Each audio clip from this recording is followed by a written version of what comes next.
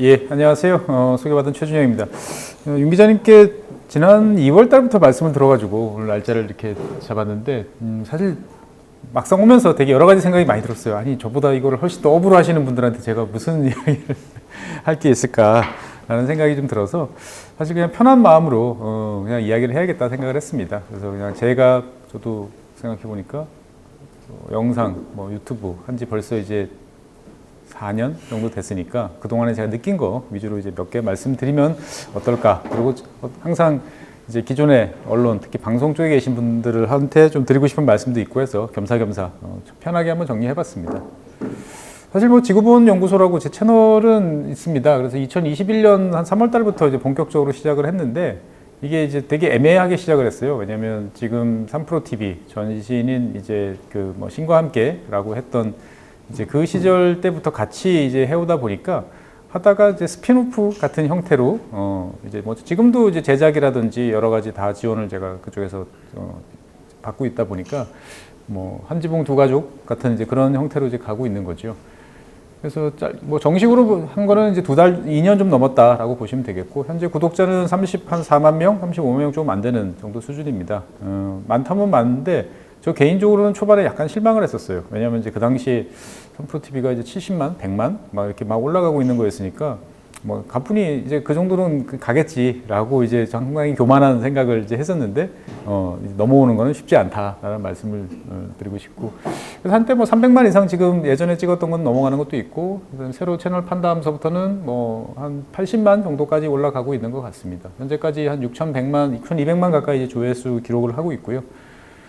좀 길어요. 제가 하는 것들은 주로 한 40분, 45분 정도 이제 촬영을 하는데 평균 시청 시간은 이제 18분, 최근 들어서 한 25분 정도. 길 때는 30분까지 올라가고 왔다 갔다 지금 하는 그런 거고요. 주 2회 일단 올라가고 있습니다. 그러니까 이제 주로 제가 혼자서 스크립트 쓰고, 스크립트라기보다 혼자 대본 쓰고, 혼자 이야기하고 하는 거다 보니까, 그러니까 1년에 100개 한다라는 마음가짐으로 이제 하고 있습니다. 그래서 기본적으로 외교, 국제, 세계 이런 거 깔아놓고 거기다가 이제 에너지라든지 산업, 농업, 전쟁, 기타 등등 하는 아이템들을 이제 추가해서 국가하고 그다음 시사 이슈를 섞는 이제 이런 형태로 이제 가고 있어요. 그래서 개인적으로는 사실 시사 이슈가 훨씬 편합니다. 최근에 이슈가 되는 것들을 이제 좀 과거로 올라가서 이야기하고 그러면 크게 힘들이지 않고 갈 수 있는데, 이제 고정으로 봐주시는 많은 분들은 또 국가의 어떤 이야기들을 또 원하시다 보니까 그것들을 국가 이야기랑 섞어서 이제 어떻게 밸런스를 맞추느냐가 항상 이제 고민이 좀 되고 있습니다. 그래서 먼저 사실 저는 오늘 지식 채널 말씀을 들었을 때, 야, 이거 도대체 왜 하시려고 하나? 그런 생각이 좀 들었어요. 왜냐면 힘들어요. 지식과 관련돼서는 내가 머릿속에 다 알고 있는 거, 내가 정말 그동안에 10년 내가 이거 연구하고 공부해서 다 알아. 쫙 풀 수 있어. 라고 해서 시작을 해도 그거를 막상 해보면 한 8, 9번쯤 하고 나면 할 말이 없네. 그 다음에 말이 꼬이네. 이거 왜 비지? 이런 생각이 계속 들어서 그거를 채우려고 찾아보고 뭘 들여다보다 보면 드리는 품에 비해서 이게 사실 나오는 결과가 좋지 않을 때가 상당히 많거든요. 그러다 보니까 사실 지식 채널이라고 하면 시작은 되게 여러 가지 좋고 멋있어 보이지만 막상 하는 입장에서 봤을 때는 끊임없이 괴롭다. 그냥 단 한 번도 그냥 날로 먹어갈 수 있는 게 없더라라는 말씀 드리고 싶고요. 그러다 보니까 지식 채널을 하시겠다라 그러면 목표가 저는 분명히 해야 된다고 생각을 해요. 이 채널의 목표는 뭐지? 이걸 해서 하는 게 뭐지? 그러니까 저 같은 경우는 얼결에 시작을 하면서 그냥 다른 나라 이야기를 하겠다. 더 정확히 말하면은 강대국을 뺀 나라 이야기를 하겠다. 그래서 시작을 파키스탄, 스리랑카, 그 다음에 이제 지부티, 콩고 민주공화국, 르완다. 어떻게 보면은 그냥 신문에서 한 번쯤 들어봤을 법한. 근데 사실 그렇게 한 이유는 뭐냐? 제가 아는 게 별로 없어서 그랬어요. 제가 아는 게 별로 없기 때문에 프랑스나 독일이나 일본이나 이야기를 할 수가 없는 거죠. 사실 지금도 못 하고 있어요. 큰맘 먹고 하면은 이제 벨기에, 사우디. 이 정도까지는 좀 욕심을 내서 잘 들여다보면 하는데, 아직도 강대국들에 대해서는 선뜻 사실 잘 못하고 있죠. 그러다 보니까 저는 어떻게 보면은 니치 마켓을 잡겠다라고 생각을 하고 그것이 묘하게 맞아떨어져서 지금까지 그냥 그럭저럭 이제 끌고 가고 있는데, 그래서 지식 채널 되게 종류도 많고 여러 가지 이제 경쟁도 치열한 그런 분야다 보니까 이걸 우리가 타겟을 뭘로 잡지? 목표가 뭐지? 라는 게 좀 명확해야 끌고 가는 것들이 이제 있을 것 같고, 그 다음에 끊임없이 채널은 또 변화를 하게 되더라고요. 내가 아무리 이거를 가지고 A라는 게 잘 되고 사람들이 반응이 좋아. 그래서 난 그거 계속 할 거야. 라고 생각을 하더라도 사람들의 이 수요는 계속 변합니다. 그래서 거기 맞춰서 적당히 가져야 되는데 그러면 이제 이거를 할 때 그럼 언제까지는 내가 처음에 세운 컨셉으로 갈 거냐라는 것들을 좀 해놓을 필요가 있더라고요. 그래서 내가 죽이 되든 밥이 되든 1년 정도는 처음 컨셉에 맞춰서 일정한 횟수를 올리고 사람들한테 그걸로 일단 먹히겠다. 그러고 난 다음에 이제 자연스럽게 이제 그 시간이 다가오면 조금씩 변화를 이제 꾀하는 이제 이런 타이밍이 필요하더라고요. 그러니까 오늘 좋았다고 그걸로 더 가고 오늘 안 좋았다고 뭐 바꿀까 고민하고 이러면 어떻게 보면은 채널의 정체성이라는 게 상당히 좀 약해지다 보니까 어떤 시점을 내가 정해놓고 언제까지는 죽이 되든 밥이 되든 이걸로 가겠다라고 설정을 해놓는 게 좀 필요한 것 같습니다. 그리고 사실 제일 두려운 거는 컨텐츠 고갈이에요. 정말로 컨텐츠 고갈이 사실 제일 두렵고 그런 면에서 봤을 때 저는 좀 운이 좋습니다. 운이 좋다라는 거는 전 세계 200개 나라가 있으니까 그냥 지도 펼쳐놓고 아무 나라 하나 찍어서 어떻게든 하겠다라고 생각하면 할 수 있고 그 다음에 글로벌한 뉴스들은 끊임없이 터져나오고 있다 보니까 그 중에서 조금 이슈가 될 만한 것들 국내에선 잘 소개가 안 되는데 해외에서는 자주 다뤄지는 것들을 잡아가지고 소개를 하면 되니까 비교적 편하게 이제 갈 수는 있죠. 근데 이제 이런 채널은 아니고 이런 것들 아니고 만약에 뭐 지식 채널도 되게 다양하지만 경제 이슈로 간다 그러면 자꾸 시사에 이제 최근 벌어지는 일에 매몰될 수밖에 없고 그 다음에 과학이라든지 뭐 이런 쪽으로 가면 산업 이런 쪽으로 가면 너무 어려운 이야기를 자꾸 해야 되기 때문에 소화하기가 상당히 벅찬. 그러니까 어떻게 보면 끊임없이 공부를 했는데 끊임없이 초보자인 듯한 느낌을 받는 게 사실 지식 채널의 숙명인 것 같습니다. 그래서 지식 채널의 핵심은 뭐냐, 뭐 매년 해보고 나니까 저는 사람들의 호기심을 만족시켜주는데 그 핵심이 있다라고 생각이 되어져요. 다들 여기 계신 분들도 호기심이 있을 텐데 호기심이 뭐세요? 뭐 어떤 분야에 궁금하세요? 막상 물어보면 대한민국 분들 대답 잘 안 합니다. 사실은 정확히 말하면 못 한다고 저는 봐요. 왜냐면 내가 뭘 궁금해하는지 잘 몰라요, 우리나라 분들은. 그러니까 해야 될 일 하기에 평생을 길들여서 살아오셨기 때문에 내가 뭐가 궁금하고 뭐가 재밌는지 모르시는 분들이 대부분입니다. 그래서 그런 분들을 대상으로 지식 채널을 한다라는 것들은 어떻게 보면 그분들 마음속에서부터 빌드업을 하는 작업까지 사실 같이 해야 될 경우들이 많아요.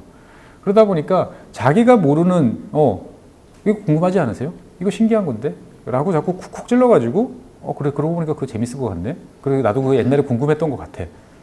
그러면서 조금씩 발을 들여놓고 들여다보고 다음번에 또 그 시청을 할 수 있도록 그렇게 만드는 작업들을 이제 해야 되다 보니까 사실 제일 중요한 건 지식 채널을 할 때 제일 중요한 건 질문인 것 같아요. 너 이거 궁금하지? 라는 것들을 어떤 식으로 사람들한테 자꾸 질문을 던져서 그래 생각해보니까 그거 되게 신기한 일이네. 그게 어떻게 가능했지? 그게 왜 벌어진 거지? 나는 왜 모를까? 이런 것들을 일깨우는 작업들을 계속 그러니까 처음에 질문을 확 던져놓고 그거를 차근차근 풀어내는 방식이 아니고 진행하면서 계속 질문을 던져서 사람들한테 따라올 수 있도록 하는 작업들이 상당히 어떻게 보면 힘들고 필요한 작업이라는 생각을 저는 많이 합니다. 그래서 방송을 하다 보면 딱 느껴져요. 이거 질문 사람들이 궁금해할까? 아닐 것 같은데 리듬이 잘 안 사는데 싶으면 어김없어요. 근데 하다 보면 이게 리듬이 있고 어떤 적절하게 질문 내가 궁금한 이건 사실 궁금할 것 같은데 사람들이 이건 재밌어 할 것 같은데 라는 느낌이 드는 것들이 연속되면 대체적으로 잘 나오는 이제 그러한 흐름들이 있기 때문에 사실 지식 채널 어떤 콘텐츠를 잡아서 내가 뭔가를 할 때 그러면 사람들한테 이걸 질문을 어떻게 던져서 그 사람들한테 여기에 끌어들어오게 할까 사실 질문 잡는 게 제일 우선인 것 같아요. 그래서 똑같은 내용을 한다 하더라도 어디서부터 이 실마리를 풀어갈지도 사실 이 질문이라고 저는 생각을 합니다.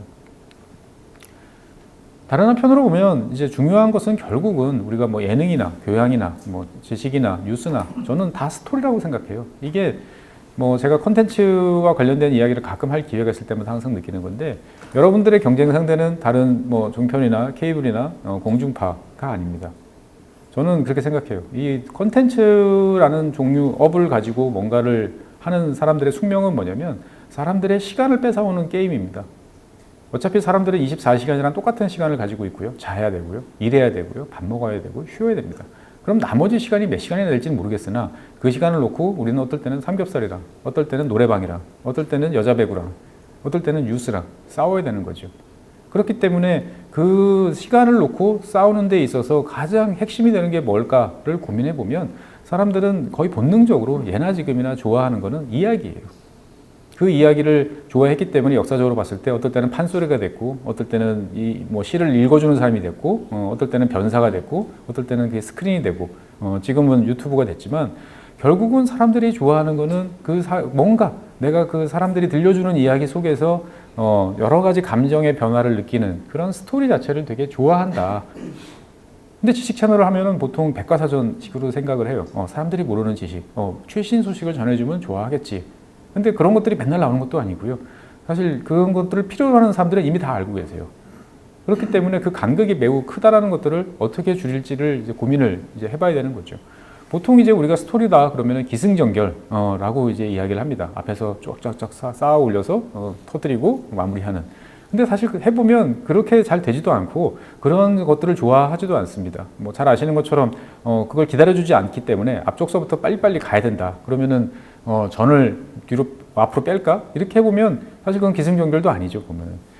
그래서 제가 생각했을 때는 뭐냐, 아까 앞에서 말씀드린 건 똑같아요. 왜 그래? 어떻게 그렇게 됐지? 라는 질문들이 적절한 리듬을 갖고 계속 중간중간에 이제 나와줘야 된다는 거죠. 잔잔하지만 계속적인 파도가 이렇게 오면서 사람들이 그 흐름에 편안해 라고 느낄 수 있도록 만들어주는 게 가장 중요하다. 그러다 보니까 저 같은 경우는 잘 쓰는 게 뭐냐면 이제 의인화, 뭐 아니면 비교, 그 다음에 사람처럼 이제 간주하고 국가들 간의 관계를 사람으로 비유를 한다든지 뭐 아니면은 그 속에서의 핵심 플레이어들을 이제 의인화 시켜가지고 싸움을 붙이는 그런 형태로 이제 할 때가 많죠.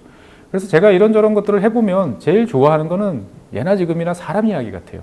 뭐 갈등 관계를 유발하고 거기서 중재자가 등장을 하고 거기서 한때 패배했다가 다시 지옥 벼랑 끝에서 살아난 어떤 이런 식의 스토리를 적절히 섞으면 사람들이 사실은 제일 좋아합니다. 그러니까 기본적으로 사람 사이에서의 어떤 흥망성쇠, 그 다음에 아이고 안타까움, 잘못됐네, 아이고 꽃이다 좋다, 통쾌함 이런 것들을 사실은 사람들이 제일 좋아하는 것 같아요. 근데 그런 것들을 어떻게 보면 무생물인 지식이라는 내용에 잘 섞어서 이제 사람들한테 전달하고 그 속에서의 여러 가지 그런 뭐 소설이라든지 영화의 작법들을 뭐 필요하면 조금씩 더 가미하는 게 지식 채널에서 말하는 스토리의 이제 핵심이 아닐까 싶습니다. 저도 이렇게 말씀드리지만 그럼 어떻게 하라는 거야? 근데 사실 명확한 정답은 없는 것 같아요. 몇 년 해봤는데 그때 생각나는 대로 이제 막 쫓아가는. 사실 제일 좋은 거는 저 같은 경우는 제가 궁금해서 이거 궁금한데 이거 왜 이러지?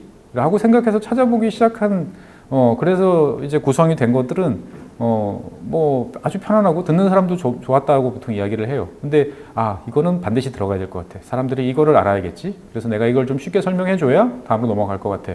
이러면 맥이 빠졌다. 그냥 뭐 무난하다. 뭐 이런 식의 이제 반응들을 이제 보통 받는 것 같습니다. 그래서 항상 스토리 사람들한테 내가 이야기꾼이다. 내가 이 사람들한테 이야기를 들려줄게. 잘 들어봐. 하고 이야기를 하다 보면 사람들 눈치를 봐가면서 이야기를 할 수밖에 없죠. 그래서 그 눈치라는 게 뭐 실시간으로는 안 되니까 나중에 댓글이라든지 여러 가지 반응들, 조회수 등등을 이제 보면서 사후적으로라도 교정하는 작업들을 계속 해야 되지 않을까 이렇게 생각을 합니다. 그래서 저 개인적으로는 뭐 이런 경험들이 종종 있어요. 가령 얼마 전에 이제 제가 파나마 운하에 대해서 이제 이야기를 이제 한번 해봐야겠다. 파나마라는 나라에 대해서 이야기를 해봐야겠다. 그럼 결국 운하에 대해서 이야기를 할 수밖에 없어요. 근데 운하라는 게 뭐 대한민국 사람들이 잘 익숙한 것도 아니고 좋아하는 것도 아닌데 뭘 해볼까라고 하다가 이 사진을 이제 떠올렸어요. 파나마 운하에 미국 아이오와급 전함, 옛날 2차 세계대전 때 쓰던 전함이 지나가는 거죠. 차이가 양쪽으로 보면 10cm 정도도 안 나요. 정말 깻잎 한 장 차이죠. 이 거대한 배가 이 파나마 운하를 아슬아슬하게 지나가는 모습을 보면 사람들이 다들 야, 좀 넓게 파지. 첫 번째 이야기를 합니다. 그러면 근데 왜 하필 이렇게 팠을까라는 이제 궁금증을 가지게 되는 거죠. 사실 이렇게 사람들이 궁금해하면 성공인 거예요. 그러면 이제 다음으로 넘어가는 거는 여기를 보여주는 거죠. 자, 미국 배는 요 운하가 33m입니다. 미국은 동서가 나눠져 있는 나라이기 때문에 파나마 운하로 대서양, 태평양을 연결해서 군함을 보내는 게 중요했기 때문에 33m로 만들어 놨고 그렇기 때문에 미국의 많은 군함들은 과거에 다 33m 폭이었다라고 이야기를 합니다. 그러면 다른 나라는 어떻지? 하고 보면 별로 이런 운하를 넘어들 필요성이 없는 일본, 독일 뭐 이런 군함들은 상대적으로 넓어요. 36m, 39m. 그러면 그렇구나. 그럼 배가 넓은 거하고 긴 거하고 어떤 연관성이 있지? 라는 궁금증이 떠오를 수도 있는 거죠. 그러면 제가 더 설명을 하는 거죠. 자, 미국 배 길어요. 길면 속도가 빨라요. 이건 좋죠. 근데 파도가 거칠고 그러면 흔들거려서 상당히 괴롭습니다. 타고 있는 사람이. 대포를 쏠 때도 잘 흔들려요. 일본 야마토 전함처럼 폭이 널찍하고 납대대해야 안정성 있게 잘 나가는데 미국은 어떻게 보면 이걸 포기하고 이렇게 만들었습니다. 라고 이야기하면 자연스럽게 사람들이 운하에서 2차 세계대전, 뭐 전쟁, 배 이런 쪽으로 이제 관심이 넓어지는 거죠. 사실 여기서부터 넓히는 건 되게 쉬워요. 그러면 이제 포탑들이 다 왜 이렇게 비슷비슷해 보일까요? 앞에 이렇게 있고 뒤에 하나 있고 여기는 세 개가 있는 거고 이 차이가 뭐죠? 라고 질문을 던져보면 사람들이 또 거기서 궁금해 할 수도 있는 거죠. 그러면 이렇게 되면 1차 세계대전 그 전에 이제 뭐 드레드노트 이런 식으로 19세기, 20세기 초반에 어떤 군함의 발전사 그것들이 어떤 식으로 가고 그것이 각 국가의 산업이 어떻게 연결됐는지 이런 쪽으로 이제 이야기를 이제 풀어나갈 수도 있는 거죠. 그러니까 사실 이거를 처음부터 다 명시하고 이야기를 하기는 되게 힘듭니다. 근데 저 같은 경우는 이제 경험상 이렇게 이걸 하면 궁금증이 터져 나올 때 이제 그때를 이제 구두로 말로 막 즉석에서 설명하는 경우들이 되게 많았어요. 그러다 보니까 사실 충분한 영상 자료나 이런 것들을 준비하지 못하고 그냥 말로 막 떼고 넘어가는 경우가 많았는데 몇 년 해보니까 대체적으로 어떤 식의 패턴 정도는 충분히 끌고 갈 수 있겠다. 근데 그런 것들이 보면 분야가 사실 생각해 보세요. 처음에 운하라는 어떻게 보면은 교통수단에 관한 이야기였다가 군함이라는 이야기로 갔다가 그 다음에 다시 역사, 전쟁 이런 쪽으로 이제 이야기가 이제 뻗어가는 게 사실 사람들은 재밌어요. 근데 준비하는 입장에서 봤을 때는 그걸 어떻게 다 예측해서 가지? 라는 고민을 하는 게 사실 딜레마입니다. 이게 잘 연결이 돼야 사람들이 재밌어 하더라고요. 그거 잘 모르겠는데요. 그러면 그 순간 채널이 돌아가고, 안 봅니다. 그리고, 뭐 아는 게 없어. 뭐 이런 식의 이제 비아냥까지 등장을 하는 거죠. 그래서 이렇게 갈 수도 있고, 아니면 사람들이 여기서, 야, 그럼 이거보다 큰 항공모함 같은 건 어떻게 다니는 거야? 라고 이제 궁금증을 이제 표하는 거죠. 그러면 이제 돌아가야죠, 그러면. 여기 대서양하고 태평양 사이에 저 남미 대륙 제일 끝에 혼구술 케이프혼을 이제 돌아가는 거죠. 라고 이야기하면 이제 사람들이 그래 마젤란 해협이라고 이야기하는 사람들이 있으면 사실 되게 도움이 되는 거죠. 마젤란 해협은 여기입니다. 마젤란 해협은 여기고 마젤란이 이렇게 지나갔던 거고 실제로 여기는 훨씬 더 파도가 거칠어서 지금도 사실 배 타고 다니시는 분들이 힘듭니다. 이렇게 이야기를 하고 끝낼 수도 있지만 여기서 지구과학적 지식을 동원할 수도 있어요. 영화에 보면 이런 표현이 있어요. 뭐 울부짖는 40도선, 그 다음에 환한 50도선, 그 다음에 절규하는 60도선. 그래서 이 남극과 관련되는 이 남이 40도, 50도, 60도, 북위도 마찬가지예요. 자관 여기는 파도가 엄청 거칠어서 사람들이 탐험하거나 과거에 배를 몰고 가는 걸 지금도 상당히 두려워했다. 근데 이 지역을 쪽배로 다닌 사람도 있다. 남극 탐험에 등장하는 세클턴 같은 사람은 여기를 10m도 안 되는 배로 갔다라고 하면 이제 극지 탐험으로 연결이 갈 수도 있는 거고 아니면 여기는 왜 그래요? 라고 이야기하면 지구과학으로 연결을 해가지고 지구가 원래 그래요. 지구의 자전, 그 다음에 태양광, 태양의 영향 이런 것들이 다 있으면서 지구과학적 지식으로 보면 당연하게 바람들은 이렇게 30도 단위로 끊어가면서 바람이 센 지역이 있고 바람이 안 부는 지역이 있습니다. 라고 이야기를 해서 자연스럽게 자연과학적인 쪽으로 이제 연결을 할 수도 있는 거죠. 보면. 그러니까 중요한 거는 어디로 튈지도 모르는 사람의 관심사에 대해서 되게 넓게 잡아놓고 그것들을 준비할 만큼은 준비를 해야 된다. 제일 좋은 건 머릿속에 다 기존에 있으면 좋아요. 그래서 뭐 원래 알고 있는 정보량이 많으면 그것들을 짜맞추기가 훨씬 쉽지만 이것들을 즉석에서 뭔가 하는 게 아니고 사전에 준비하는 입장이라고 보시면 어떻게 보면 사실 차라리 즉석이 더 편합니다. 그냥 생으로 막 하는 게 떠드는 게 쉬운데 이걸 준비한다 그러면 어느 방향으로 나갈지에 대해서 쓰지 않을 사실은 이걸 써먹을까 안 써먹을까를 되게 고민하는 그 시간까지 포함해서 준비가 돼야 되기 때문에 생각보다는 훨씬 많은 인풋이 필요하다. 그렇기 때문에 어느 정도까지 내가 할 것인지를 판단하는 것이 되게 중요하다라고 말씀드리고 싶고요. 사실 이제 이게 기성 여러분들이 근무하시는 MBN 같은 곳에 맞는 표현인지는 모르겠습니다만 저는 이제 제 채널을 좋아하시는 분들 그다음에 이제 과거에 3프로TV랑 같이 했을 때 가장 많은 사람들이 열광했던 게 뭐냐면은 자꾸 새길로 빠지는 거예요. 오늘은 뭐에 대해서 이야기해 보겠습니다 그러는데 엉뚱한 이야기 질문하는 사람들이 이제 엉뚱한 이야기 자기들이 궁금한 이야기를 그냥 툭툭 던지면 그냥 하죠 뭐 그러면 그거 이야기 하죠 뭐 그래가지고 자연스럽게 배가 막 산으로 가고 산도 한 2개씩 넘고 하는 그런 과정들을 사람들이 되게 이제 좋아해 주는 거죠. 그러니까 뭐 갑자기 이제 이 나라는 수력 발전이 많고요, 뭐 화력 발전은 하고요. 그러면 갑자기 어떤 사람이 질문하는 거죠. 근데 수력 발전에 들어가는 터빈이랑 뭐 화력 발전에 있는 터빈이랑 다 터빈 아니에요? 달라요? 이렇게 갑자기 뜬금없이 질문이 나왔을 때 이제 거기서 맞받아 쳐주면 되게 재밌어 하는 거죠. 뭐 가령 이를테면 자, 수력은 물은 느리잖아요. 그러면 터빈은 크고 느리게 돌아가요. 대신 화력 발전은 초당 1200회 이렇게 돌아갈 정도로 어마어마하게 빨리 가야 되는 거죠. 뭐 전투기 생각해 보시면 되죠.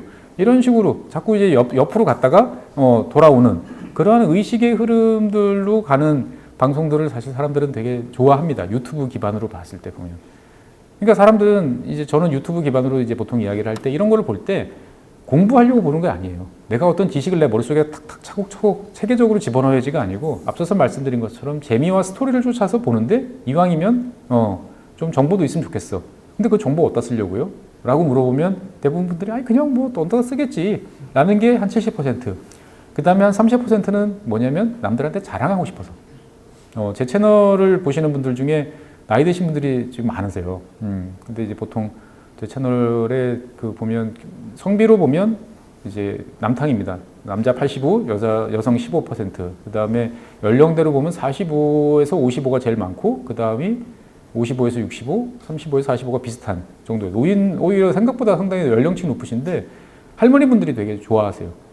왜 할머니 분들이 좋아하시지라고 몇 년 동안 지켜보니까 제 채널을 보시는 분들은 주로 과거에 가방끈이 좀 기셨던 분들이에요. 학교 선생님 하시다가 은퇴하셨던 분들, 뭐 이대 나오셨던 분들, 뭔가 자식들한테도 이렇게 있다라는 걸 과시하고 싶은데 적절한 컨텐츠를 제가 제공해 드리는 것 같더라고요. 그렇던 것처럼 사람들은 이런 것들을 봐도 공부가 아니에요. 그냥 자연스럽게 재미 삼아서 보는데 그 중에 얻어 걸리는 게 있으면 남들한테 떠들 수 있어서 좋아. 근데 항상 우리는 뭔가 공부를 해야 돼. 대한민국 사람들은 난 익혀야 돼, 알아야 돼 라는 강박이 있기 때문에 물어보면 자꾸 난 지식 전달이 필요해요. 그런 게 좋아요 라고 답을 하지만 사실은 저는 그건 속마음이 아니라고 생각을 합니다. 그래서 저는 그렇게 물어봐서 얻는 답에 속으면 안 된다라고 꼭 말씀을 드리고 싶고요. 다른 한편으로 보면 이런 우회로를 즐기려고 그러면 짧을 수가 없어요. 굽이굽이 돌아가야 되기 때문에 컨텐츠가 짧으면 사실 그렇게 사람들의 흐름을 맞아 떨어지게 할 수가 없는 거죠, 보면은. 근데 많은 경우에 보면 짧아야 된다. 그래서 도대체 왜 짧아야 된다고 생각하십니까? 라고 그러면 보통 말씀하시는 게 평균 시청 기간, 뭐 평균 청취 기간 이런 거를 이야기하세요. 제가 네이버 클립이랑도 이것 때문에 싸우다가 결국 안 했는데 자기들이 데이터를 뽑아보니까 6분 30초가 최적이라는 거예요. 그거보다 길면 안 된다. 저는 40분도 하는데요. 1시간 반도 하는데요. 그래서 그건 평균이지. 아니지 않냐. 라고 이야기했는데 네이버는 자기들 입장에서 봤을 때 많이 봐줘도 8분 이상은 안 된다. 그럼 저 안 하겠습니다. 안 했어요, 보면. 사실 지금도 제 채널에서 보면은 많은 사람들이 그리워하시는 게 옛날 1시간 반짜리 거 왜 안 해요? 2시간짜리 다시 해주세요. 이런 분들 되게 많아요. 그냥 모여가지고 웃고 떠들고 하면서 여러 가지 지식도 나오고 산지사방으로 가는데 그게 귀에 얻어 걸리는 그런 재미와 정보가 있는 게 좋은데 지금은 너무 정형화됐다. 40분 정도의 이야기를 하려니까 뭔가 바쁘게 이야기를 하고 더 못 들어가는 게 좀 아쉽다. 이런 이야기를 종종 해주시는 거죠. 그러다 보니까 지식 채널이라고 하면 저는 특히나 짧아야 된다라는 것들은 뭔가 만들어진 저는 오해다라고 생각해요. 살아남은 놈들의 어떤 그 결과물이지 모든 거를 짧게 만든다고 그래가지고 사람들이 볼까요? 특히 지식 같은 경우는 저는 아니라고 봐요. 그냥 평균 내보면 우리가 이제 뭐 생존자의 오류라고 그러잖아요. 옛날에 2차 세계대전 때 미국이 귀환한 비행기를 조사를 해보니까 총알을 제일 많이 맞은 곳들, 여기를 강화하면 되겠다라고 해서 강화를 하려고 생각해 보니까 거기를 강화하면 비행기가 더 무거워지고 더 못 뜨는 거죠. 실제로 거기는 이미 튼튼했기 때문에 맞아도 돌아온 거고 엉뚱한 데를 다른 데를 맞아가지고 돌아오지 못한 비행기들은 훨씬 많았다라는 거죠. 우리가 자꾸 짧아야 된다는 강박은 어떻게 보면은 저는 되게 만들어진, 특히 지식 채널에서는 적합치 않다라는 생각이 드는 거죠. 그래서 그런 분량을 생각하지 말고 쭉 하다가 보면 패턴이 잡힐 것 같아요. 어떤 패턴은 짧는 게 좋고, 어떤 건 긴 게 좋은 것 같고, 여러 가지가 있을 것 같고요. 앞서 말씀드린 것처럼 우회로를 즐겨야 되기 때문에 정한 폭을 넓게 가져야 된다. 나는 A라는 주제를 갈 거야. 그럼 A라는 주제를 쫙 파서 해서 대본 쓰고 스크립트 쓰는 것보다 거기 연관돼서 나오는 곁다리에 대해서도 항상 어느 정도는 준비를 해 놓으셔야 된다라는 말씀 드리고 싶고요. 결코 시험 공부가 아니에요. 이거를 내가 사람들한테 떠먹여서 가장 쉽게 전달해 주겠다. 사람들이 그거 좋아하는 거 아니더라고요. 그거는 지겹도록 옛날 인터넷 강의도 보고 시험 공부도 했기 때문에 그런 식의 접근은 되게 싫어해요, 사람들이. 그냥 이야기로 편하게 듣고 싶다 하는 게 좋은 것 같고, 그러다 보니까 어떻게 보면은 주제는 있지만 그 과정 속에서 등장하는 이거 어떡하지? 머릿속에서 하나하나 떠올랐던 이거 궁금한데? 이거 왜 이래? 라고 하는 것들이 결국은 다 좋은 컨텐츠의 대상이 되더라라는 말씀을 저는 드리고 싶습니다. 다른 한편으로 보면 이제 우리가 뭐 AI나 이런 걸 써가지고 사람 없이 그냥 캐릭터로 진행할 거 아니라면 결국 누군가 사람이 앞에 나서서 진행을 이제 해야 되는 이제 그런 과제가 있을 것 같아요. 근데 이 진행자 그리고 이제 프로그램의 캐릭터라는 것들이 뭐 처음부터 의도한 대로 만들어지는 건 아니지만 어떻게든 형성시켜 봐야겠다라는 게 분명한 의도가 있어야 될 것 같다라는 생각이 들어요. 그러다 보니까 이게 제일 어려운 게 뭐냐면 프로그램은 하나인데 여러 사람이 등장을 해서 이것들을 이제 이끌어 나가는 이제 이런 경우에 상당히 이제 정체성을 만들기가 상당히 어렵다라는 거죠. 그러면 과도할 정도로 진행자가 정권을 쥐고 흔들어야 되는 이제 그러한 문제들이 사실 발생을 하는데 그게 그 출연자 입장에서 봤을 때는 뭐 기자분이시든 아니면 밖에서 누구를 데려오든 가끔 불편할 때도 있어요. 나는 스타일이 저리 아닌데 스타일이 안 맞을 때도 있고. 그러다 보면 어떻게 해야 되나 망설여지는데 제가 몇 년 해보니까 결국은 이 캐릭터가 명확해야 볼 사람 보고 떠난 사람 떠나는 거예요. 유튜브의 그 문법은 그렇더라고요. 그러니까 굳이 시간을 들여서 보는데 내가 마음에 들지 않는 걸 억지로 볼 사람은 아무도 없다라는 거죠. 갈수록 채널 돌아가는 속도는 빨라지고 그것도 채널이 아니고 매체를 막 넘어가는 거죠. 그런 상태에서 좋아할 사람들을 확실히 잡는 게 좋다. 그래서 결국 생각해보면 이 진행자 그리고 프로그램이라는 것들은 근본적으로는 재미를 추구하되 지식과 교양은 핑계로 적당히 이제 데코레이션으로 얹어지는 게 필요하다. 그래서 진지할 때는 진지할 수도 있는 거고 하지만 이쪽을 항상 염두에는 어느 정도 둬야 된다라는 거죠.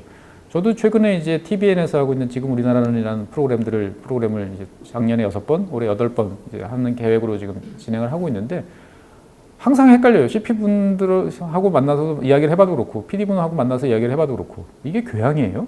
이게 지식이에요? 예능이에요? 물어보면 사실 처음에는 분명히 저한테 이 예능 성격이 강하다. 그래서 저는 그냥 꼽살에 껴서 그 중에 이제 한두 마디 정리해 주는 걸로 가야 되는데 가면 갈수록 이게 자꾸 교양 성격이 강해지는 거죠, 보면은. 그러니까 출연하신 그 연예인 분들이 이제 등장하시면 상당히 이제 혼란스러워 하실 때가 있어요. 이게 텐션을 올려야 되나? 아니면 그냥 오히려 본인이 조연으로 가야 되나? 되게 헷갈리는데 결국 반응 나오는 거 보면 어떻든 간에 이게 있으면 다 넘어가는 거죠.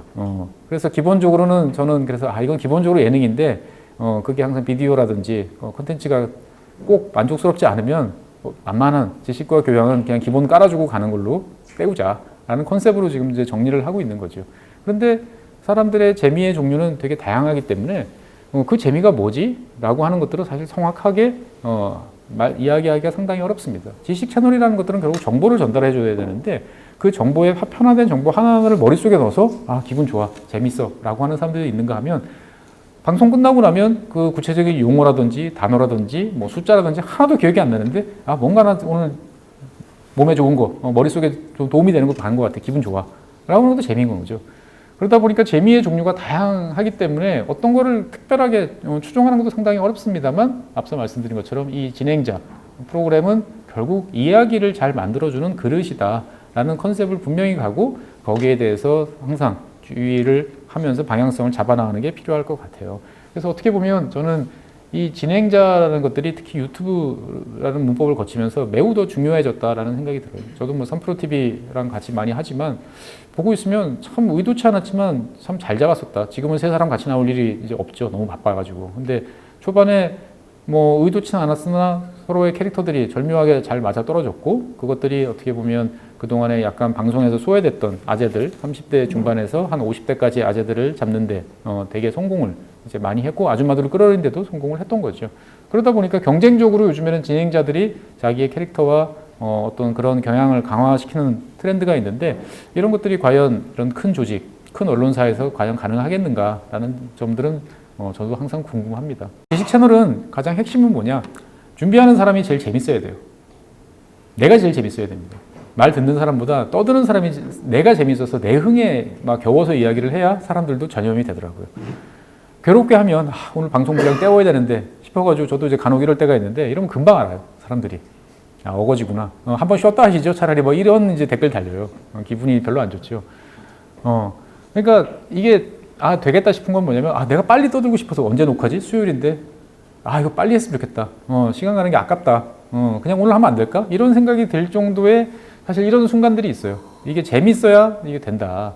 그리고 준비를 하면서 내 마음과 머릿속에 뭔가 나도 좀 이게 흐릿하게 저기 풀리는 것 같고 재밌구나 라는 느낌이 있어야 된다는 거죠.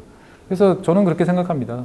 사실 유튜브 하는 분들한테 많이 질문을 받는데 지식 채널 한다는 분들한테 항상 하는 게 나한테 도움이 되는 걸 하라. 남들한테 맞추려고 억지로 노력하지 말고 나한테 기본적으로 내 마음과 머릿속이 풍성해져야 되는데 그것들을 스토리로 만들어내면 사람들이 좋아하는 거다. 그래서 일단은 내가 중요하잖아. 그래서 내가 행복하고 내가 뭔가 도움이 되는 거고 내가 이걸 준비를 하면서 내가 즐겁고 내가 어드밴티지가 생기는 것 같아 라는 느낌을 받아야 이게 지속 가능하지 그렇지 않으면 못합니다 라는 이야기를 유튜버 한들한테는 종종 이야기를 합니다. 근데 이제 기성 언론이시다 보니까 이런 컨셉을 그대로 적용할 수는 없습니다만 저는 그렇게 생각해요. 일단은 출연하시는 분, 준비하시는 분이 내가 재밌어야 돼요. 이게 어떻게 보면 판에 박힌 뭐 뉴스라든지 딱 정형화된 포맷이 아니기 때문에 결국 이야기하는 사람들이 재밌어야 그게 사람들한테 전달이 됩니다. 3프로 같은 경우가 왜 저렇게 갔냐? 그동안 떠들고 싶어서 어디 가서 이야기를 하고 싶었던 애널리스트 센터장들 되게 많으셨거든요. 지금이야 이제 너무 지쳐가지고 이제 다들 안 나오시지만 2018년, 뭐 17년, 뭐 이때만 해도 그런 분들 기껏 라디오나 TV 경제 방송에 모셔도 보통 한 5분, 7분 길어봐야 뭐 10분 정도 하면 끝나는 거예요. 근데 이분들은 하고 싶은 말씀이 너무 많았던 거예요. 그래서 처음에 팟캐스트 이렇게 모셔서 이야기를 해보면 그냥 막 쏟아내는 거예요. 이제 1시간 반씩, 2시간씩 맞장구 쳐주고 하면은. 그러니까 사람들이 2시간짜리를 누가 들어? 라고 하지만 그 들었던 건 뭐냐면은 그 사람들이 내가 떠들고 싶어서 그동안에 내가 어디 가서 공식적인 말로만 그냥 정형화된 단어로 표현하지 못했던 나의 감정, 내 시장에 대한 뷰, 거기에 대한 나의 실책 이런 것들이 막 이렇게 응어리게 져 있었거든요. 이거를 쏟아내니까 사람들이 막 그냥 걸신 들리는 것처럼 받아 먹더라고요. 그러니까 결국은 이런 감정들이 있을 만큼의 어떤 그런 사항들, 그러니까 준비 기간이 충분하고 호기심이 있는 그리고 이런 것들을 하고 싶어하는 사람들을 잘 선발하는 게 어떻게 보면 조직 차원에서는 꽤 중요한 일이겠다라는 말씀을 드리고 싶습니다. 그래서 만약에 이거를 일단 시작을 했다라고 하면 저는 보통 유튜버한테 그렇게 이야기를 해요. 유튜버는 무조건 버티는 놈이 승리하는 게임이다. 존버해야 된다. 무조건 될 때까지 버티는 게 이겨야 되는데 제가 왜 이렇게 말씀드리냐면은 지식 채널 대부분이 유튜브 이제 베이스잖아요. 유튜브 같은 경우는 이 유튜브라는 플랫폼에 대한 이해가 필요해요. 저는 그렇게 생각합니다. 이게 뭐 알고리즘을 내가 알았어. 그래서 알고리즘에 맞춰서 내가 뷰수를 많이 할 거야. 이게 아니고요. 사실 2019년만 해도 그런 책들도 나오고 그런 이야기 되게 많았어요. 내가 알고리즘 다 알았어. 이거 하면은 금방 벌 수 있어. 근데 매번 알고리즘은 끊임없이 바뀝니다. 뭐 구글 코리아에 계신 분들하고 말씀 나눠봐도 자기들도 어떻게 바뀌는지 모르겠대요. 뭔가 끊임없이 바뀌는 건 있고, 요번 달은 마이너하네. 요번에 바뀐 건 되게 크게 바뀌었네. 이런 삘이 오고 사람들이 적응 못하는 것 같은데 걱정도 하고 뭐 그런다는 거지 어떻게 바뀐다는 건지는 모르겠다는 거예요. 근데 제가 몇 년 해보니까 이 유튜브라는 플랫폼의 성격이 있어요. 뭐냐면 지극히 미국적인 플랫폼이에요. 미국의 가장 이상적인 뭐라고 해야 미국 사람들 마음속에 있는 그런 어떤 것들을 체화시킨 플랫폼이라는 생각이 들어요. 그러니까 뭐냐면 우리가 영화에서 많이 보잖아요. 그냥 성실하게 오늘도 내일도 누구도 알아주지 않지만 그냥 내 할 일을 열심히 해요. 근데 갑자기 행운의 편지가 날라오죠. 복권에 당첨이 되죠. 얻어 걸리는 거 유튜브식 표현하면 얻어 걸립니다. 막 조회수가 5천도 안 나오다가 갑자기 막 5만, 10만이 나와요. 부웅 뜹니다. 돈도 벌려요. 기분 좋죠. 2번, 3번 이어집니다. 나 이게 전업해야 될 것 같아. 라는 생각이 들어요. 그런데 그 순간 유튜버는 탁 플랫폼이는 거기서 이제 손을 걷어갑니다. 아무 일도 없던 것처럼 행운의 편지가 이제 지나간 거예요. 그러면 어떻게 해야 될까요? 그냥 잠시 즐거웠구나. 그리고 나는 또 오늘도 내일도 내 즐거웠던 일을 계속 하면 돼요. 그냥 하던 대로. 근데 대한민국 분들이 유달리 그걸 못 견뎌하세요. 그 짜릿했던 순간들이 끊임없이 이어져야 된다고 생각을 하십니다.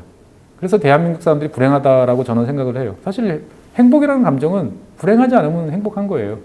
근데 한국 분들은 그 짜릿했던 순간이 계속 오르가즘이 계속 이어지는 걸 행복이라 생각하기 때문에 무리수를 둡니다. 그래서 방송 횟수가 많아지고 자극적인 내용이 많아지고 합방을 하고 그러다가 결국 폭망을 하죠. 결국 이 유튜브라는 플랫폼은 뭐냐면 그 러닝머신 위에서 뛰는 거예요. 붉은 여왕이에요. 끊임없이 뛰고 속도를 올리고 너가 가진 거를 나한테 최대한 빨리 쏟아내라고 강요하는 플랫폼이 유튜브예요. 근데 거기서 지치지 않고 자기가 따라 붙으면 가끔 상을 줘요. 갑자기 올라가고 이거 왜 조회수가 갑자기 100만이 넘지? 이런 것들이 얻어 걸린다는 거죠. 그때까지 버티면 그 다음 단계로 올라갈 수 있는 그러니까 이런 거기 때문에 내가 열심히 해서 단계적으로 조금씩 계단식으로 올라가겠다라고 생각을 하면 오히려 유튜브에서는 백발백중 실패합니다. 꾸준하게 가다가 한 방 얻어 걸릴 때까지 간다. 그 다음에 한 방 얻어 걸려도 거기서 기존 페이스를 대고 유지한다. 그러면서 내가 어떻게 보면 유튜브한테 너라는 채널은 꾸준하고 사람들이 지속적으로 찾아와서 어느 정도 보장을 해줘야겠구나라고 인식시키는 게 가장 중요한 것 같아요. 그래서 저 개인적으로는 처음에 이거를 제가 별도로 시작을 할 때 그전에는 일주일에 하나씩 했었죠. 그러다가 별도로 채널을 파니까 일주일에 하나 가지고는 안 되겠지. 더 하자. 그래서 이야기를 해보면 일주일에 적어도 3개는 해야 될 것 같은데 4개면 좋고. 근데 자신이 없는 거예요. 그래서 이제 많은 사람들의 그 반대를 무릅쓰고 2개만 하겠다. 요일은 몇 번 바꿨어요. 그래서 지금도 수요일, 일요일이 이제 기본이에요. 조금 더 재밌을 거는 일요일, 조금 재미없을 거는 수요일. 그리고 긴급하면 중간에 하나씩 더 하는 정도인데 혼자 하는 거잖아요. 저 혼자 하는 건데 1년에 지금 보면 2년 좀 넘었는데 260개 한 거죠. 보면은 중간중간에 더 집어넣은 것도 있고 예전 거 다 제거한 것도 있지만 결국 1년에 100개를 한다는 자세예요. 1년에 100개를 혼자 끌고 가는 게 사실 쉽지는 않죠. 근데 하다 보면 됩니다. 되는데 이것까지를 못 버티는 거죠. 2년에 200개 정도 하고 나면 이제 뭔가 알 것 같아 라는 생각들이 많이 드시는 것 같아요. 근데 그 단계 가기 전에 대부분 다른 일이 바쁘던 재미가 없던 흥미가 떨어지던 해서 못 가는 거죠. 그래서 존버를 하지만 그렇다고 발이 느리면 안 돼요. 발은 또 빨라야 되는 게 이 지식 채널의 또 성격이라는 거죠. 사람들이 A라는 걸 좋아해. 라지만 A라는 것만 계속 주면 다 물립니다. 적절하게 Z도 주고 W도 던져줘야 되는 거죠. 국가 이야기를 좋아하는 사람들이 저한테는 되게 많아요. 하지만 어느 날 난데없이 이제 미사일 이야기도 하고 또 어떤 때는 뭐 쉐일 에너지 이야기도 했다가 어느 경우에는 또 밥 먹는 이야기도 했다가 중간중간에 적절하게 사람들이 좋아하는 것들을 맞춰줘야 되는 거죠. 그래서 결국은 유튜브라는 플랫폼으로 지식 채널을 한다라고 보면 저는 결국 밀당이라고 보여져요. 끊임없이 이 시청자들하고 저하고의 밀당이에요. 내가 어떨 때는 끄는 대로 끌려올 때도 있고 어떨 때는 제가 적당히 끌려가 줘야 사람들이 기분 나빠하지 않는 경우들도 있다라는 거죠. 그래서 여기서 승리하는 게 사실은 되게 필요한데 어렵지 않다, 쉽지 않다라는 말씀을 드리고 싶고 그래서 오늘 이 자리에 오면서 사실 제가 항상 언론사 유튜브 뭐 이런 방송과 관련돼서 제가 말씀드리고 싶은 거 몇 가지 편하게 말씀드리고 마무리 짓도록 하겠습니다. 사실 저는 일단 언론사의 지식 채널은 일반적인 기사, 뉴스에서 좀 벗어났으면 좋겠다라는 말씀 꼭 드리고 싶어요. 어떻게 보면 특히나 이제 이런 거를 볼 만큼 지식 채널이라는 거를 볼 만큼 호기심이 많고 뭔가 하던 사람들은 제가 요즘에 느끼는 건 뭐냐면 우리 젊은 세대들 중에서 이런 컨텐츠를 이용하는 걸 좋아하는 친구들은 국경을 넘나들면서 뭐 미국 외국 컨텐츠도 많이 보고 외국 번역서들도 많이 읽고 했기 때문에 전통적인 우리 신문이나 언론에서 나오는 문법보다는 오히려 영미권식의 그 풀어내가는 방식들을 훨씬 선호하는 경향들이 강한 것 같아요. 우리는 차분하게 뭔가 이렇게 흥분하지 않고 해야 되고 묘사가 많으면 기사가 좋지 않다. 뭐 이런 이야기를 많이 하는데 영미권 쪽에 보면 항상 서두는 그날의 풍경, 그날의 냄새가 막 느껴지는 것처럼 뭔가 감정적으로 다가간 다음에 사람 이야기를 섞고 거기서 그 사람들 이야기를 통해서 기자가 하고 싶은 이야기를 섞어내는데 그런 쪽에 되게 익숙해져 있는 것 같아요. 우리 세대, 젊은 뿐만 아니고 꽤 중간 세대 이상까지가. 그러니까 전통적인 문법이 잘 통하지가 않는데 이거를 계속 유지를 할 경우에 보면 결국은 실패할 수밖에 없지 않나? 라는 생각도 들고요. 다른 한편으로 보면 언론사가 가지고 있는 무궁무진한 자원이 저는 DB라고 생각해요. 저는 심심할 때마다 네이버 옛날 뉴스 보기 들어가서 보면 세상에 이런 좋은 콘텐츠가 없어요. 1920년대 신문, 60년대 신문, 70년대 신문 보다 보면 그거 한 10분만 보고 나면 어디 가서 1시간 더 듣는 거 아무 문제 없어요. 가령 이를테면 이런 식이에요. 자, 대한민국 여러분들 돈이 로또에 맞아가지고 50억 아파트 되면 어느 동네 아파트로 가시고 싶으세요? 물어보면 열의 9은 다 압구정동라고 가고 싶죠.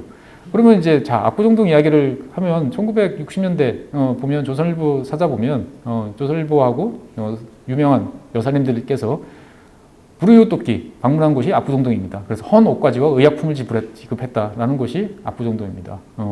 압구정동에 대한 부정적인 뉴스 되게 많아요. 왜? 매축지기 때문에. 옛날에는 그래서 풍수로 좋지 않은 지역 찾아보면 압구정동 이런 이야기도 되게 많이 나왔어요. 쌓고 물보다 낮은 동네를 억지로 메꿔가지고 만든 동네이기 때문에 전통적인 풍수에서는 안 좋다. 이런 이야기. 그러면 언제부터 좋아졌냐? 뭐 이런 이야기들이 압구정동 찾아보면 정말 수도 없어 나요. 뭐 1970년대 때 벌써 내 그 여자친구를 꼬셔갔다고 거기 잘 사는 친구가 차로 들이받아가지고 입건된 이제 그런 사례도 있는데 지금도 그 주소까지 나오더라. 몇 동 몇 호 아무개 이렇게 나오는데 지금도 찾아보면 있는데 사실까요? 이런 얘기하면 다들 재밌어하는 거죠. 어떻게 보면 언론사들이 보유하고 있는 옛날 뉴스와 기사는 정말 무궁무진한 2차, 3차, 10차까지 가공해도 써먹을 수 있는 게 넘쳐나요. 그런데 아무도 너무 현업이 바빠져서 그런지 들여다보시는 분들이 아무도 없으세요. 당장 이를테면 여러분들이 한강에 있는 다리 중에서 한남대교가 옛날에 제3한강교라고 이제 불렀었죠. 보면은. 근데 왜 한남대교를 왜 그 자리에 놨을까요? 그리고 왜 그 자리에 거기가 이제 그 경부고속도로 시초가 됐을까요? 아시는 분? 들어본 적도 없으실 거예요. 결국 이거는 옛날 기사를 찾아보면 어렴풋이 짐작이 됩니다. 왜냐하면 한남나루에서 지금의 한남동에서 신사동을 연결하는 나루터였어요. 거기서 배가 뒤집어지는 참사가 벌어졌습니다. 50몇 명이 죽고 뭐 시체도 못 찾고 하는 끔찍한 일이 벌어졌죠. 그래서 몇몇 신문사들이 정말 집요하게 두세 달이 지날 정도로 이 사고 원인이 누구지? 책임자가 누구였지? 그러니까 유가족들은 어떡하지? 정말 요즘으로 말하면 탐사보도와 추적 취재를 끈질기게 합니다. 서울시 공무원들한테는 지긋지긋했던 이야기였을 거예요. 그래서 어느 순간부터 그 참사가 난 지역에 다리를 놔서 이거를 끝장을 내겠다. 이런 일이 벌어지지 않도록 했다는 게 자연스럽게 들어간 거죠. 그러니까 다리 만들 예산이 나오면 당연히 거기부터 시작하는 거예요.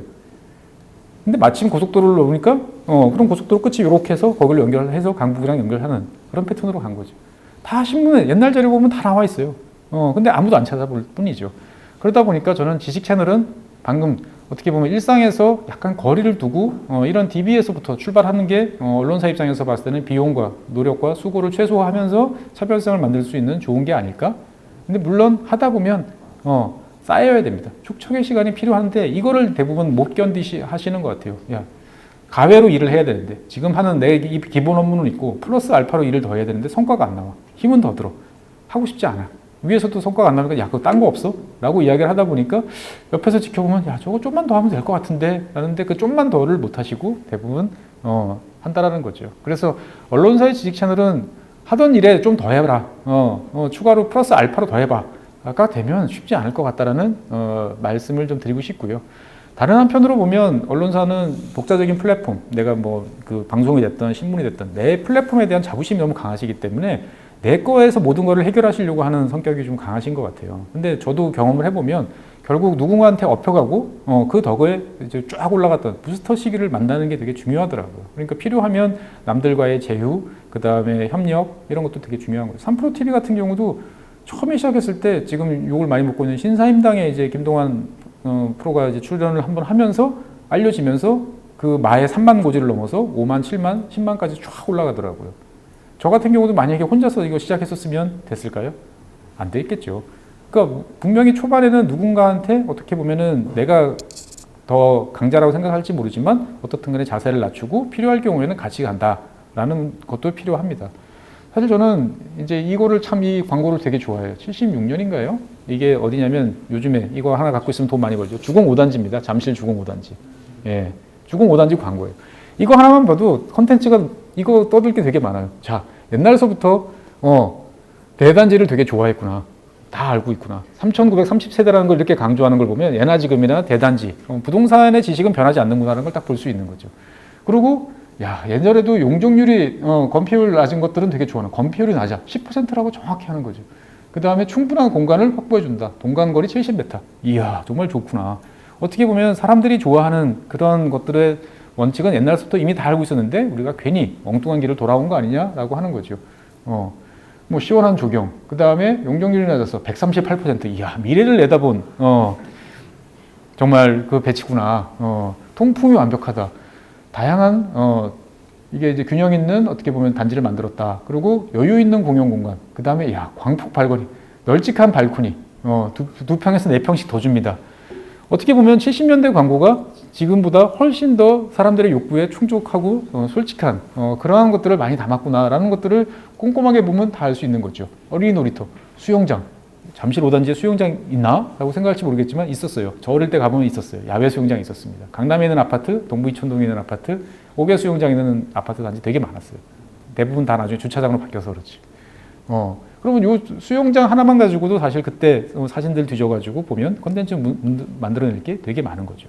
지금 위에 다 루프탑에 어떻게 보면은 뭔가 수영장 올라가는 그런 것들을 인피니티 풀을 원하지만 옛날에도 다 있었다라는 이야기로 컨텐츠를 또 끌고 갈 수 있는 거죠. 부동산 이야기랑 묶어가지고. 그 다음에 유치원, 국민학교, 중고등학교, 교육시설 다 있다. 옛날부터 초품화는 무조건 승리의 법칙이었구나. 그래서 아래와 같이 분양합니다. 쫙 나오는데 여기 보면 입주자 선정 및 동호 방법 보면 한국과학기술연구원에서 컴퓨터로 동호 결정. 예나 지금이나 객관성에 대한 이거 나만 짜고 치는 고스톱이 아닌가라는 불안감은 예나 지금이나 똑같았구나 라는 이야기를 할 수 있는 거죠. 그 당시 가격 가지고도 사실 이야기를 얼마든지 해볼 수 있는 거죠. 야, 정말 쌌다. 사실 여기에 포함은 안 됐지만 이 신문 이쪽 면에, 반대편 면에 보면 대조적인 광고가 있었어요. 지금 구로구에 있는 산업인 아파트라고 있는데 그 아파트 광고가 있었어요. 그 아파트 광고랑 요거랑 두 개만 놓고 부동산 이야기를 하면 1시간 지식 채널 가뿐하게 쌉 가능이죠. 보면.